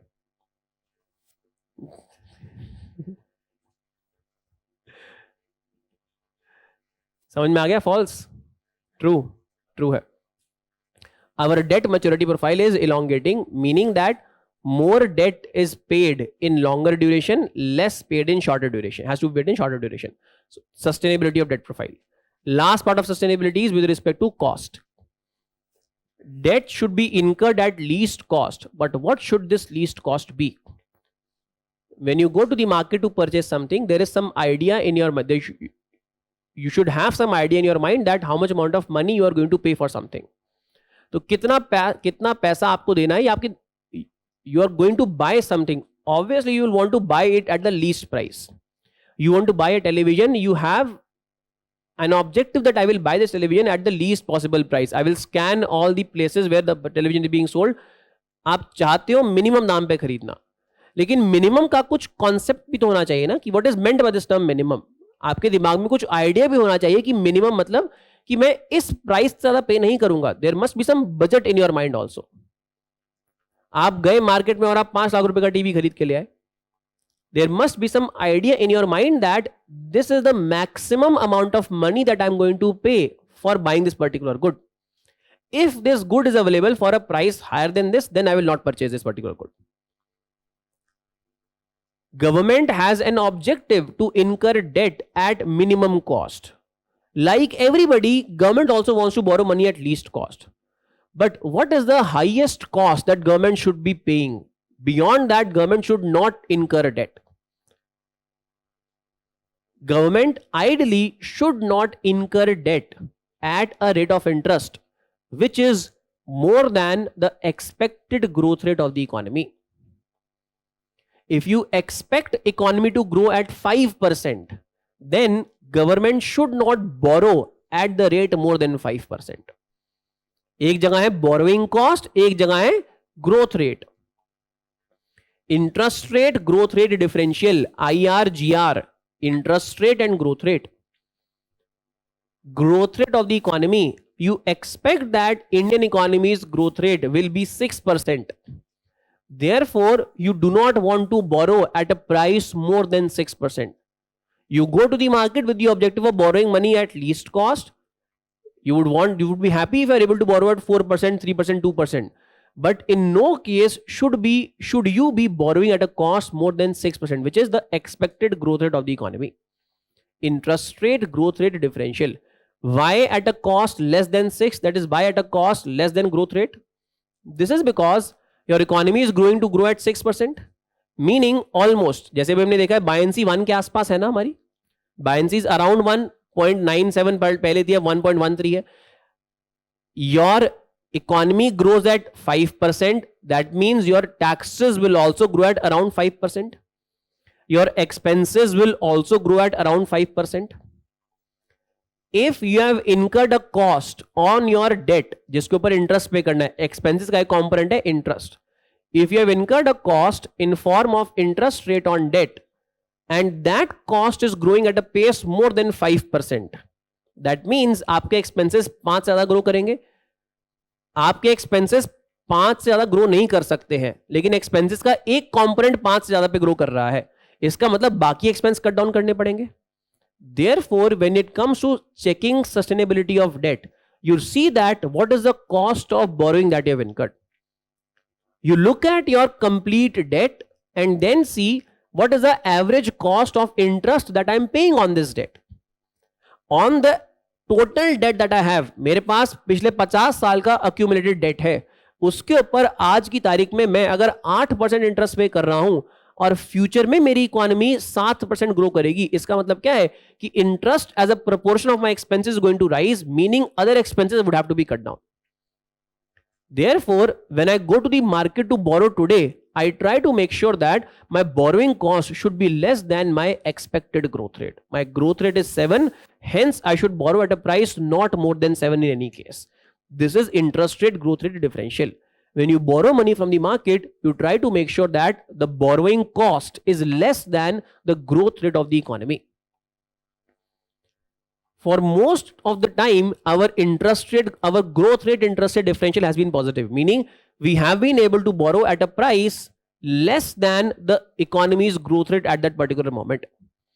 उस समय economy का growth rate जितना था और उस समय हमने क्या बोरोइंग करी, ज्यादातर समय हमने इस चीज को पॉजिटिव ही रखा है, meaning we have been able to borrow money, government has been able to borrow money at a price less than at which the economy is expected to grow. तो हमारा interest rate growth rate differential जो है generally positive ही रहा है. During Covid it obviously decline because we had to borrow a lot more. Our growth rate was negative versus we borrowed at some positive rate, तो इसका मतलब यहां पे तो नेगेटिव होगा. After Covid our growth rate increased but our borrowing cost have not increased, therefore this is positive. हम अब assess कर रहे हैं, this is the concluding part. We are now assessing that whether our borrowing cost will be sustainable. This brings us to our discussion of last class. Last class में हमने खत्म होते होते बात करी थी कि इंडिया का एक्सपेक्टेड इकोनॉमिक ग्रोथ रेट कितना है. From our high consumption we expect the normal growth rate we expect to be around 6%. Then additional to that, we expect some gains to be realized because of infrastructure push, capital expenditure, digitization, building of trust, all these factors which are going to contribute to faster economic growth in future. So we expect that our potential in growth in future in the medium term is going to be around 6.5 to 7% के आसपास. Plus now when we look at our debt cost is less than that. Since it is less than that, therefore we assess that our debt is sustainable. Debt sustainable क्यों है? क्योंकि हमारी expected growth rate ज्यादा है as compared to the cost of debt. Furthermore, last point, furthermore, in future we expect interest rates to go up or come down. अभी already काफी high हो गए हैं, एक आध बार और बढ़ेंगे, उसके बाद हम एक्सपेक्ट करते हैं कम होने चाहिए. जब इंटरेस्ट रेट्स कम होंगे, that means again our growth rate differential will become positive, even more positive, because our economy is going to grow at let's say 7, but interest rate will come down to around 4%, 3.5%, hence even more positive differential there. So therefore we assess that India's debt profile is sustainable. Sustainable कैसे है? हमको exam के अंदर सब चीज लिखनी पड़ेंगी. Number 1, most from internal sources. Second, most at a fixed cost and hence protected from market vulnerabilities. Third, very less from external sources and all of it from institutional sources. Therefore, they are not pressurizing us upon increasing cost because of cost in the markets are rising. Our maturity profile is elongating, meaning more debt has to be paid in longer term as compared to shorter term now. And finally, the cost of our debt is expected to continue to remain less than our growth rate. It was more than our growth rate obviously during the negative growth. यहाँ पे जब हमारी growth rate ही negative थी और interest तो आप positive cost के ऊपर bear करोगे, therefore it was negative, but it has come down to positive territory again, and the difference is also quite high. Further, we expect that this difference is going to increase, meaning our growth would be much higher and our interest cost would be much lower. Therefore, we expect that our debt to remain sustainable. This is the last part of government finances. ठीक है? With this, I have come to the end of my sessions. Now, if there are any questions, please ask. I'll answer those questions. बोलो किसी को क्या क्या सवाल है. एक सवाल है online. Above the line policy enhances fiscal deficit. How does the government meet the targets now? Above the line enhances fiscal deficit नहीं, above the line fiscal deficit enhance या फिर कम नहीं कर रहा है. Above the line ट्रांसपेरेंसी बढ़ा रहा है. बिलो द लाइन में आप पहले छुपा रहे थे, आप बोरो तो कर रहे थे लेकिन आप उसको दिखा नहीं रहे थे. अबव द लाइन में आप क्लियरली डिक्लेयर कर रहे हो, it increases transparency and therefore now there is a actual need of the government to meet those targets. Fiscal deficit ये बढ़ाता कम करता नहीं है, ट्रांसपेरेंसी है इसलिए ज्यादा प्रेशर है आपके ऊपर. What is the example sir explain regarding power distribution.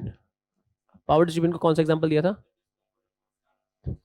हाँ वो एग्जाम्पल था with respect to greater ability of states to borrow. States को टारगेट है 3% फिस्कल डेफिसिट का, that is they can borrow 3% of the GDP in a particular year, but if they undertake certain reforms such as power sector reforms then states can borrow more than that also. So central government has cooperative federalism. There are certain, देख लो यहाँ पे exactly ये चीज है. You implement one nation one ration policy, you are getting 0.25% extra. You improve ease of doing business reforms, you get something extra to borrow. Implement local body reforms, extra to borrow. Implement utility or power sector reforms, you get something extra to borrow.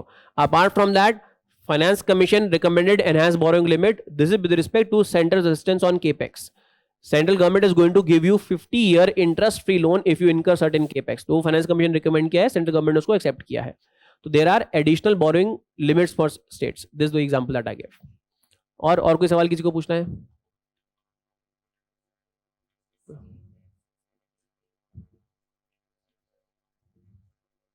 हाँ बोलो. Seat sustainability frame नहीं कर पा रहे हो question, discuss लिख लो सवाल, मैं फ्रेम करवा देता हूं.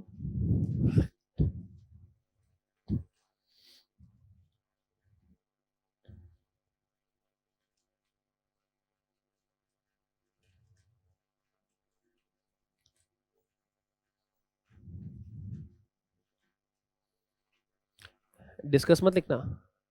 अरे हाँ बता रहा हूँ, क्वेश्चन में फ्रेम कर रहा हूँ.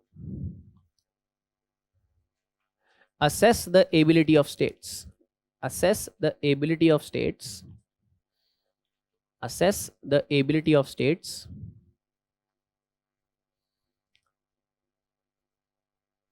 to improve their fiscal position, to improve their fiscal position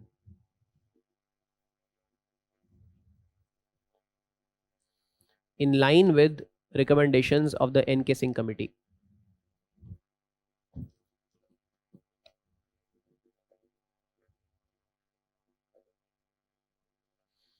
In line with recommendations of the N.K. Singh committee.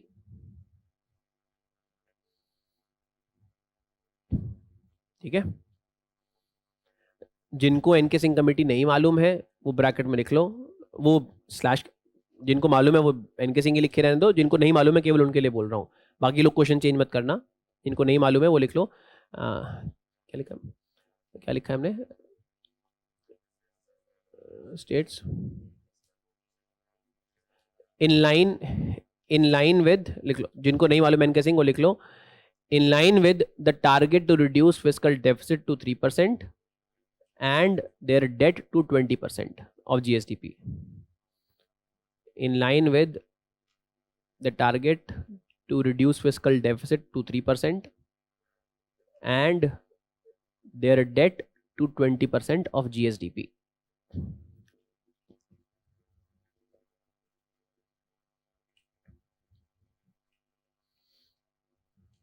ठीक है,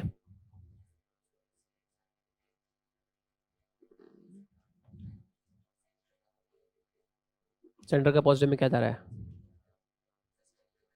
हाँ, स्टेट्स का इतने डीपली हमने एनालाइज नहीं कर रखा. स्टेट का इकोनॉमिक सर्वे कल हिमाचल का है, देख लेना.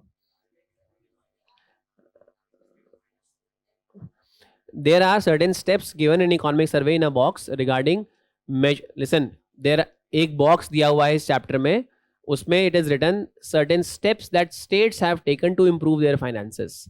तो अलग अलग स्टेट्स ने कुछ कुछ स्टेप्स लिए हैं some states have implemented power sector reforms, some states have improved their tax collection, some states are improving the tax by taxing properties as in property tax select कर रहे हैं. तो कुछ स्टेप्स कुछ कुछ स्टेट्स ने लिए, हम उन स्टेप्स का जिक्र कर सकते हैं. ठीक है, एक बॉक्स है वहां पे दिया हुआ है. चलो ठीक है, हाँ बोलो.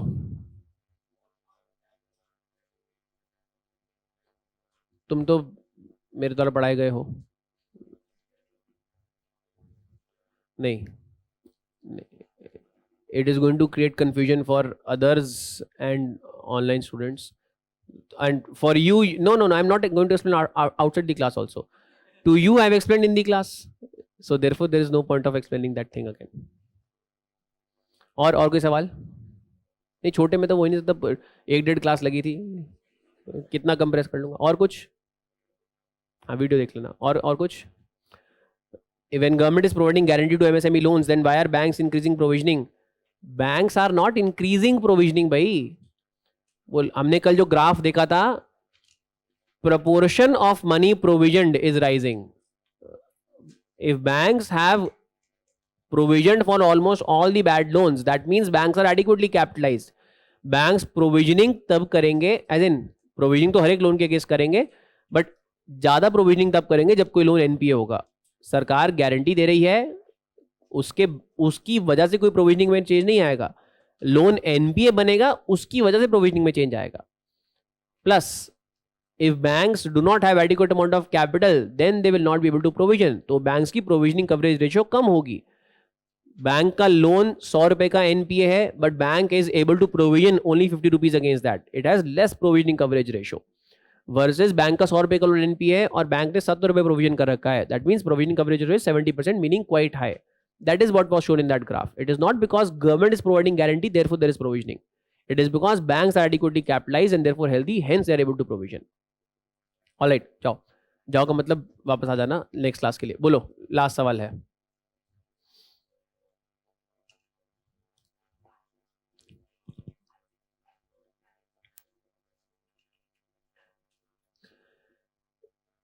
To an extent, yes. When credit increases, so does NPAs also increase. Because NPAs increase, therefore provisioning will also have to increase. Okay? So yes, in a sense, yes, it is directly proportional there. All right, take care, bye bye.